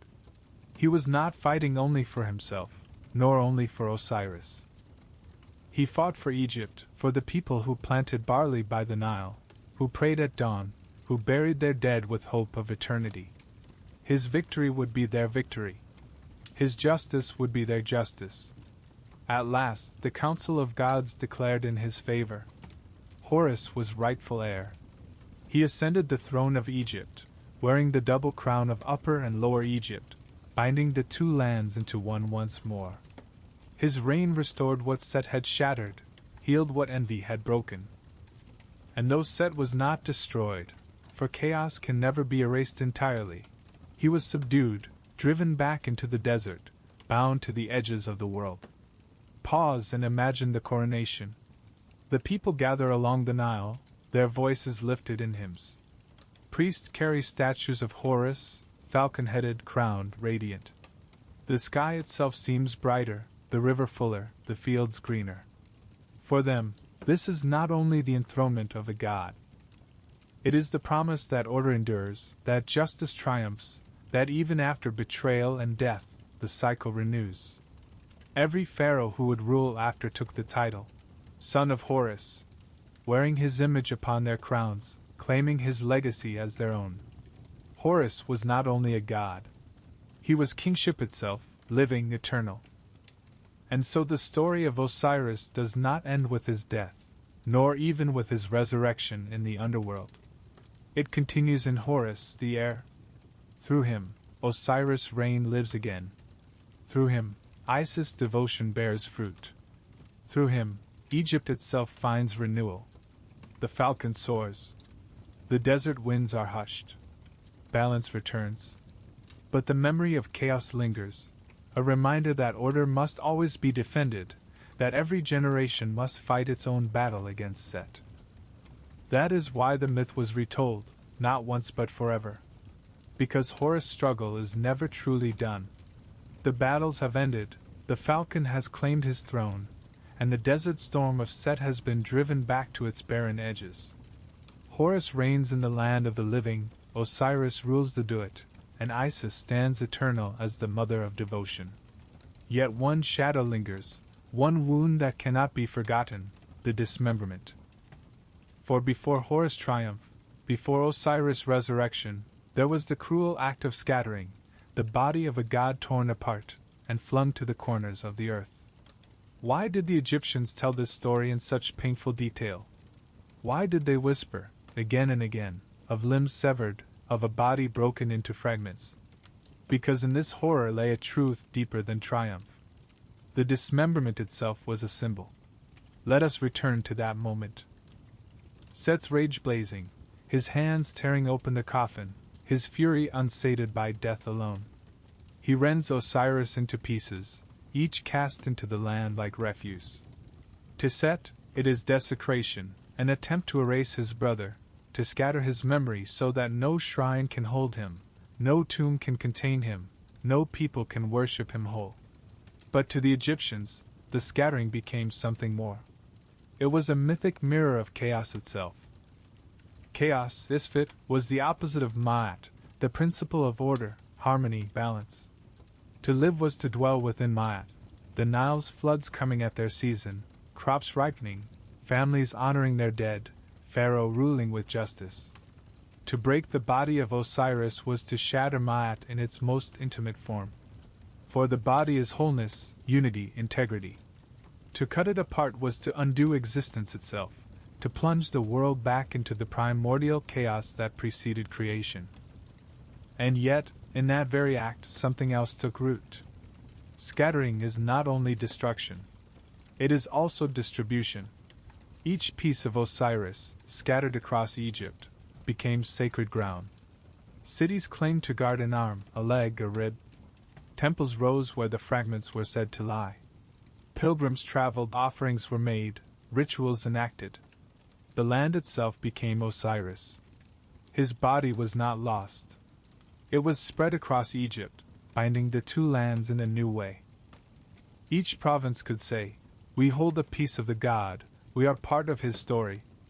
Dismemberment, then, was both loss and union, both desecration and sanctification. Pause and think of it this way. The Nile floods each year, scattering its silt across the valley. From that scattering comes fertility. Fields broken open, seeds scattered, earth churned. This is how life begins. The body of Osiris, too, is scattered, and from that fragmentation comes renewal. His death fertilizes Egypt itself. The Egyptians saw this reflected in their own lives. Who has not felt broken? Who has not known grief that tears the self into pieces? Yet, like Isis, they gathered fragments, bound them, made meaning from them. Every mummification ritual, every wrapping of limbs in linen, was an act of defiance against chaos, a reenactment of Isis' gathering. They were saying, though life scatters us, though time dismembers us, we will be made whole again. There is another layer. The missing piece, the phallus devoured by fish, was not merely gruesome detail. It carried profound symbolism. Fertility, generative power, continuity, all seemed lost. Yet Isis, with her magic, fashioned a replacement, golden and eternal. Creation is not bound by flesh alone. Love and devotion restore what is missing. In this, the myth declares, what is lost can be remade, what is broken can be renewed, what is scattered can be gathered into wholeness. Imagine Isis kneeling by a fragment, her hands lifting it gently, her voice weaving spells as she lays it with the others. This was not only divine grief. It was instruction. It told every mourner, do not abandon your dead. Gather them, wrap them, honor them. They are not lost. They are Osiris. And so the dismemberment became central to Egyptian ritual life. Each temple, each province, claimed a fragment. Pilgrims journeyed to these sites, offering bread, beer, flowers, incense. They were not only worshipping. They were participating in the reassembly of the god, keeping his memory whole through collective devotion. Egypt itself became his body, and its people the hands of Isis. Now pause, and imagine yourself walking through Egypt with this awareness. The temple at Abydos holds his head. At Memphis his rib. At Philae his leg. Each shrine a fragment, each ritual an act of gathering. To live in Egypt was to live inside Osiris, to walk upon his body, to breathe within his wholeness restored. This is why the myth endured. Because it did not hide from pain. It did not deny fragmentation. It admitted, life is torn apart. But it also declared, what is scattered can be gathered, what is broken can be healed. The dismemberment was not only tragedy. It was a map for resilience. And perhaps you feel it even now, listening. Have you not known moments when life scattered you, when you felt reduced to fragments? Then you know Isis' task. You know what it is to gather yourself again, piece by piece, with trembling hands and stubborn heart. This myth whispers, you are not alone. Even gods were broken. Even gods were gathered. And wholeness, though never easy, is always possible. Thus, the symbolism of dismemberment is both cosmic and personal. It tells of chaos, of order broken. It tells of the land itself, fertilized by the body of a god. It tells of mourning, of ritual, of wholeness restored through devotion. And most of all, it tells of hope, that what set scatters, love can restore. So the story moves forward, not in denial of what was lost, but in embrace of what was remade. The fragments are gathered, the body restored, and Osiris rises not in the land of the living, but in eternity. And through him, through Isis, through Horus, the world is bound once more. The battles have raged, the fragments have been gathered, the throne has been restored. We have walked through grief and vengeance, through resurrection and judgment. And yet, even now, even as balance returns, a deeper question lingers beneath the surface of the myth. For what, truly, is this story telling us? Beneath its rituals and its drama, beneath the laments of Isis and the triumph of Horus, there lies a truth so unsettling, so profound, that it shocks even across millennia. The death of Osiris was never just tragedy. It was necessity. Imagine again the coffin slipping into the Nile, the dismembered pieces of Osiris scattered across the land. At first glance, this is horror. Chaos triumphant. Betrayal absolute. But step closer. Look with Egyptian eyes. To them, Osiris was not only a god. He was the grain itself, the seed buried in the soil. And what happens to a seed when it is planted? It is broken. Its shell splits. It dissolves in darkness. Only then can the green shoot rise. Only then can life begin anew. The shocking truth is this: Osiris had to die. Without his death, there could be no rebirth, no fertility, no hope of eternity. Just as the Nile must flood and recede, just as the fields must wither before they bloom again, so too must life pass through death to be renewed. To the Egyptians, this was not cruelty. It was the deepest law of existence. Pause and let that sink in. Death is not the enemy. Death is the doorway. Set may have thought he destroyed Osiris, but in truth he fulfilled the cycle. In cutting down, he planted. In scattering, he sowed. Chaos became the servant of renewal. And that is the paradox at the heart of this myth. The very act of destruction becomes the seed of creation. This truth shaped every ritual, every prayer, every burial in Egypt. When farmers placed seeds into the black silt after the Nile's flood, they whispered the name of Osiris. They knew the grain would die beneath the earth, splitting, decaying, before it rose again green and golden. Bread was not just food. It was resurrection. Beer was not just drink. It was Osiris transformed. To eat, to drink, was to take part in the cycle of death and life that he embodied. Now imagine a funeral.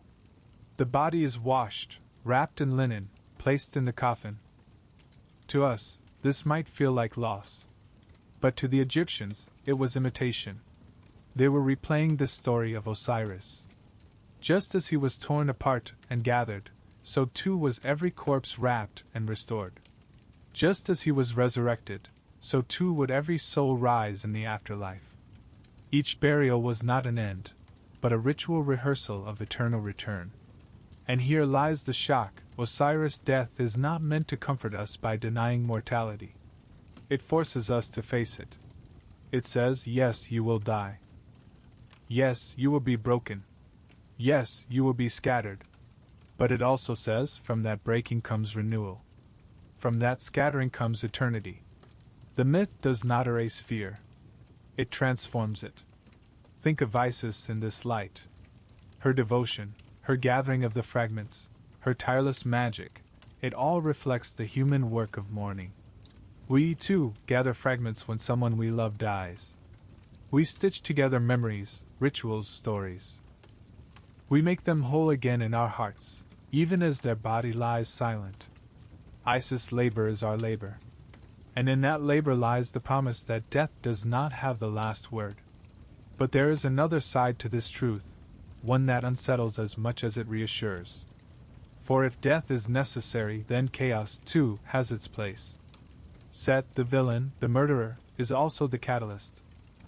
Without his jealousy, without his violence, there would be no resurrection, no Horus, no underworld ruled by Osiris, no hope of eternal life. It is a bitter paradox. The force of disorder becomes the midwife of order renewed. The Egyptians did not erase Set from their pantheon. They feared him, yes. They cursed him, yes. But they also recognized him. He was necessary. Every cycle needs its breaking point. Every harmony needs the shadow that tests it. Is that not shocking? That the very god of chaos, the enemy of Osiris, is also part of the balance? That destruction is not outside the story, but woven into its heart. Perhaps this is why the Egyptians endured for so long, their civilization lasting thousands of years. They did not deny the desert. They did not deny the flood, the famine, the storm. They wove them into their myths, their rituals, their very vision of eternity. They knew that life was fragile, that betrayal and loss were certain. But they also knew that from loss came renewal, from death came eternity. Osiris taught them that. And so, the shocking truth of the myth is this: death is not the opposite of life. It is its partner. The coffin is not an end, but a vessel. The tomb is not silence, but a doorway. The breaking is not final, but fertile. To live is to die. To die is to be reborn. Let us return once more to the image of the seed. Small, dry, fragile, buried in darkness. It cracks, it dissolves, it disappears. But in that disappearance, something greater stirs, roots pushing downward, shoots rising upward, a stalk that will feed nations. That is Osiris. That is every life. That is the cycle that the Egyptians enshrined in stone and story, so that we would never forget. And now, as we stand at the threshold of the myth's conclusion, we can see the pattern clearly. Osiris' death was cruel, yes. His dismemberment was desecration, yes. But in those very acts lay the blueprint of eternity. The Egyptians saw it. They lived it. And they handed it down across centuries, a whisper that still reaches us: do not fear death. Fear only forgetting. For in death, life begins again. The truth has been revealed. Death is not the end but the turning of a wheel, the seed cracking in the soil so new life may rise. Yet the story does not close here. For what comfort is renewal if there is no justice? What meaning is there in rebirth if the wicked and the righteous alike pass into eternity without distinction? This is why the myth does not leave Osiris as a victim, nor even only as the resurrected seed. His destiny is greater. In the underworld, enthroned in solemn majesty, Osiris becomes the eternal judge. Imagine the hall of two truths, vast as imagination itself, its ceiling painted with stars that seem to shimmer with living fire. The walls are covered in hieroglyphs that whisper spells and prayers, the very words of power that guide souls through the Duat. The air is heavy with silence, a silence not of emptiness but of expectation. Here every soul must come. Pharaoh and farmer, priest and potter, rich and poor. No one is exempt. All stand equal before the scales. At the center of this chamber sits Osiris. He is no longer the weary king who taught men to farm, no longer the betrayed brother sealed in a coffin, no longer the broken body gathered by Isis' devotion. He is transformed, calm, unshaken, eternal. His skin glows green, symbol of rebirth and vegetation. His crown rises tall, the white atef with ostrich feathers. In one hand he holds the crook, in the other the flail, symbols of guidance and discipline. His gaze is deep as the Nile, his presence heavy as the earth. Around him stand Isis and Nephthys, his sisters and guardians, wings outstretched in protection. Behind him, Anubis, jackal-headed, the guide of souls, waits in silence. To one side stands Thoth, ibis-headed, holding a scroll to record what the scales reveal. And before Osiris lies the great balance. On one side, the feather of Ma'at, truth, order, justice, harmony, light as breath. On the other side, the heart of the deceased, still beating with memory, heavy with deeds done in life. The soul trembles as Anubis places the heart upon the scale. The needle quivers, settles. Every lie, every kindness, every theft, every act of mercy, every betrayal, every truth, all are weighed here. Pause with me and imagine yourself standing there. Your life behind you, every choice laid bare, your heart placed upon the scales. Around you, the 42 assessors of Ma'at wait, each demanding innocence in their domain. Have you stolen? Have you killed unjustly? Have you polluted the river? Have you dishonored the gods? One by one, you must answer, I have not. I have not. I have not. The negative confessions, they are called 42 declarations of purity. They are not only denials of sin, but affirmations of a life lived in balance. If the heart is heavy, weighed down with falsehood, cruelty, injustice, the scale tips. And waiting beside it is Amit, the devourer, part crocodile, part lion, part hippopotamus. She lunges forward, seizing the heart in her jaws, swallowing it whole. That soul is no more. No torment, no afterlife.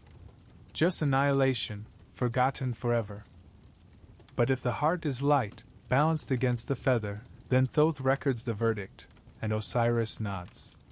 His hand rises in blessing. The soul passes onward into the field of reeds, paradise eternal, where wheat grows taller than men, where rivers sparkle, where loved ones are reunited, where joy endures without end. This was Osiris' greatest gift to Egypt. Not only that life returned each year with the flood, not only that grain rose from the soil, but that justice itself was eternal. That no tyrant, no thief, no betrayer could escape judgment. That the poor man wronged by the rich, the widow wronged by her neighbor, the child struck by cruelty, all would be vindicated when their hearts were weighed. Osiris gave the people not just bread, but justice beyond death. Now picture the funerary rituals that carried this belief. A body lies prepared, wrapped in linen, amulets tucked between folds, scarabs placed over the heart. Priests chant the words of the Book of the Dead. O heart of mine, do not stand as a witness against me. The family weeps, but their grief is mingled with hope. They believe their loved one will stand before Osiris, will speak the confessions, will be judged fairly. The coffin, the tomb, the inscriptions, all are not just for memory, but for preparation. To be buried in Egypt was to be equipped for trial, ready to face Osiris' scales. What makes this role so profound is that Osiris judges as one who knows suffering. He was betrayed, broken, murdered, scattered. He knows injustice. He knows grief. And so his judgment is not cold, not mechanical. It is the judgment of one who has endured all that mortals endure, who has passed through it and emerged eternal. To be judged by Osiris is to be seen fully, to have your pain and your choices understood. And here lies the eternal balance of the myth. Set brings chaos, envy, destruction. But Osiris brings justice, truth, eternity. The two are inseparable. Without chaos, there can be no justice. Without death, no renewal. Without judgment, no hope. The Egyptians did not imagine a universe free of struggle. They imagined a universe where struggle had meaning, where justice had the final word.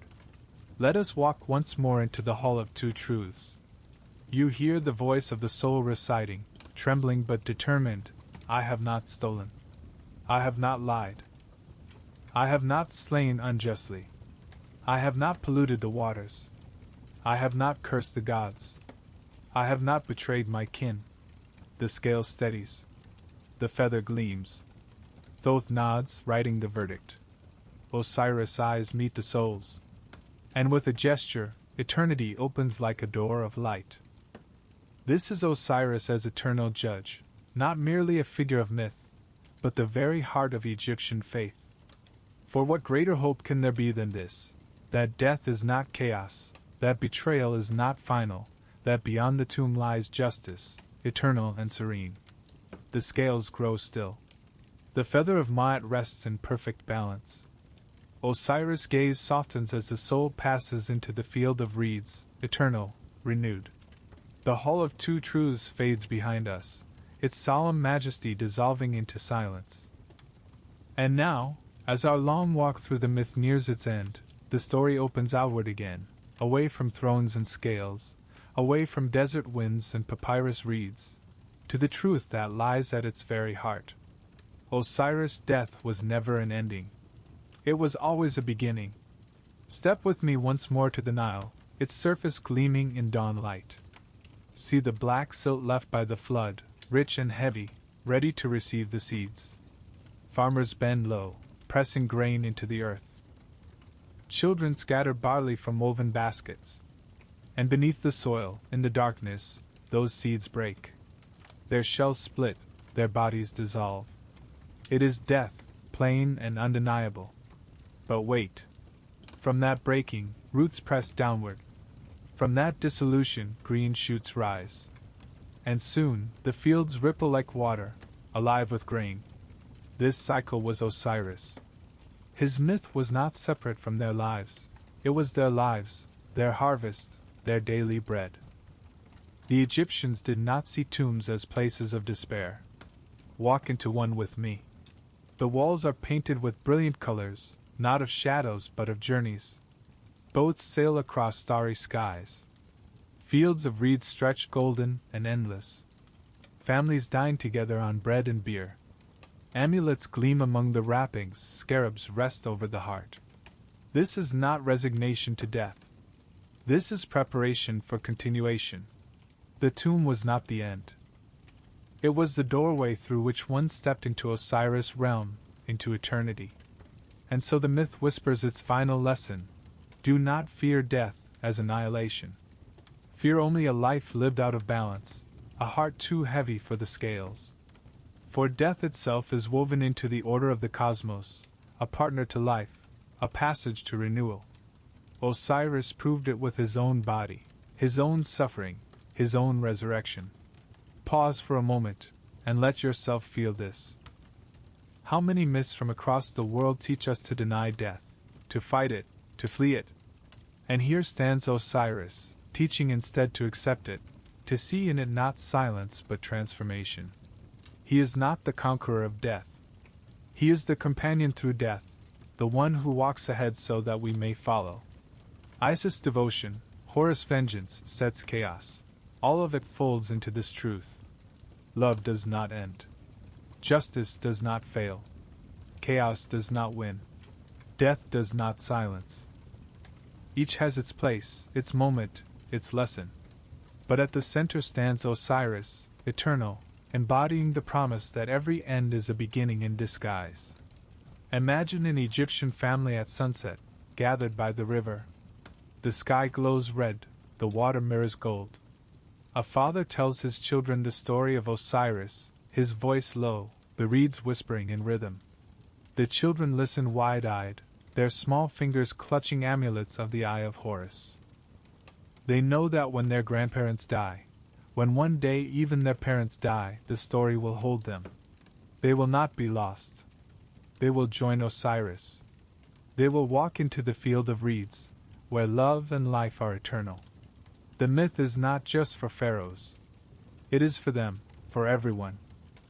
And now, as you stand beside me at the close of this journey, you can feel why the Egyptians carved this story into stone, why they painted it on coffins, why they sang it at festivals, why they passed it on for thousands of years.